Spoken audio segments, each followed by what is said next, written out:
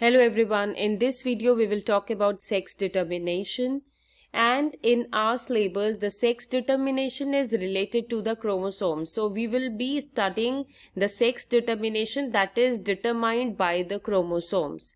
I have made a separate video on sex determination in the humans in chapter number 3. I will share the link in the I button. Just watch that video because the detailed explanation has been given there. So in the case of sex determination, of course, the first case would be of the human where it is XX and XY type of sex determination.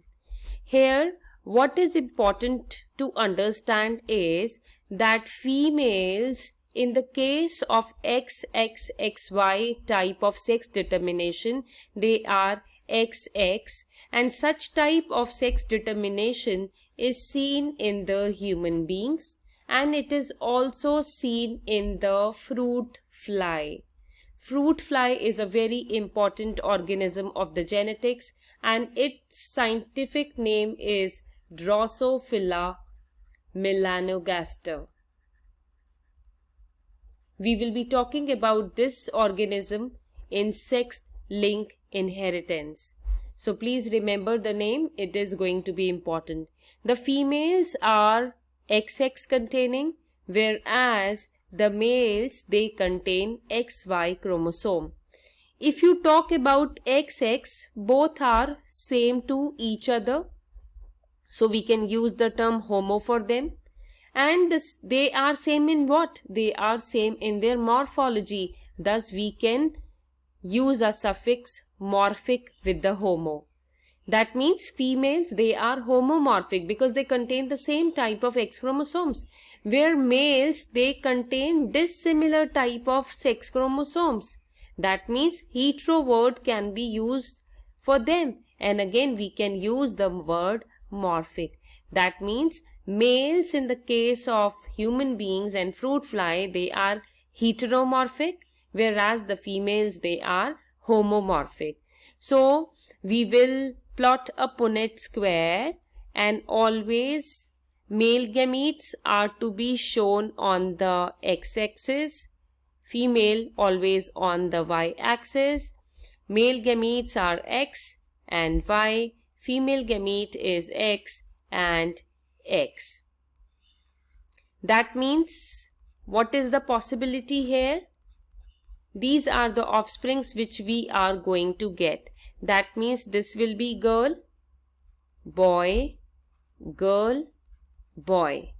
If we say that probability is 100%, we are getting 4 individuals, then that means 25% probability lies with each individual. That means each individual here is 25%. That means what is the probability to get girls? 25% plus 25%, that makes your 50%. That means in the case of human beings or fruit fly, whenever fertilization happens between the male and the female gamete, it is going to give birth to girl and boys both, and there is 50% probability of each. See here, boys 25 plus 25%, girls 25 plus 25%. So this is sex determination in the humans. The next type of sex determination is XXXO type of sex determination. Remember in the previous example also I have written female as to be the first one. Means the sex chromosome of female has to be written first because it will create confusion in you. So always write the chromosomes of female first and then write for males. So you can see here that females again they are homomorphic because their sex chromosomes are similar to each other, whereas males are again heteromorphic. But here there is a difference. O means no chromosome is there, right? O here defines that no chromosome is there. That means male only contain one sex chromosome, and such type of sex determination, it is seen in roundworms. It is also seen in grasshoppers. The names of the organisms are also important. They may ask you in cockroach what type of sex determination is present. So cockroaches are the examples to it. And if we are talking about plants, then Vallisneria is the example to it. Along with that, Dioscorea. These are the scientific names. Do underline them while writing them. So this examples which I have written here, these are important. Now we will see the Punnett square of XX exotype of individual. It will be made like this again. Male is X and O, female is X and X. We will fill this Punnett square. It will give us XX, XX, XO, XO. That means if such type of sex determination is there with the homomorphic and male is heteromorphic, again 50% chance is there to get female and 50% chance is there to get the male. The probability criteria will stay the same. Each individual will have the probability of 25% because we are getting 2 males. That means probability will be added upon twice. 25% plus 25%. That means males will be 50% and females will be 50% again. Third type of sex determination is ZYZZ. Remember, always we have to write female first, and here the female, they are heteromorphic. They have dissimilar sex chromosomes. That is why we have written heteromorphic for them. These are the sex chromosomes of the male and they are homomorphic. Homo means similar morphology is there in them, and such type of sex determination is seen in birds, in reptiles, in fishes, and it is also seen in strawberry Fragaria.